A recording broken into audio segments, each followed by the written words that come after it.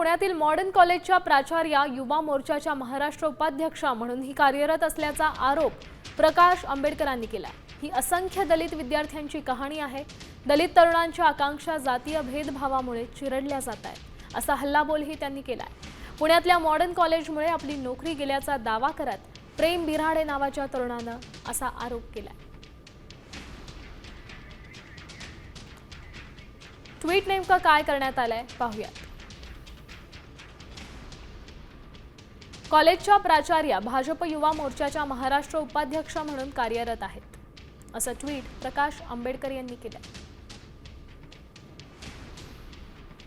त्यासोबत हे स्पष्ट उदाहरण आहे की प्रचंड सामाजिक आणि आर्थिक अडथळे पार करून देखील दलित तरुणांना जातीय भेदभावाचा सामना करावा लागतोय। प्रेम यांची कहाणी केवळ त्यांचीच नाही तर ती असंख्य दलित विद्यार्थ्यांची कहाणी आहे।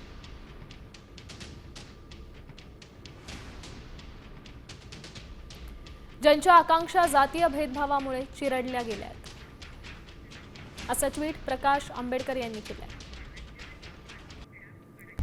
आता isakal.com आहे देशातील नंबर 1 ची मराठी न्यूज वेबसाईट। प्रत्येक अपडेटसाठी isakal.com ला नक्की भेट द्या।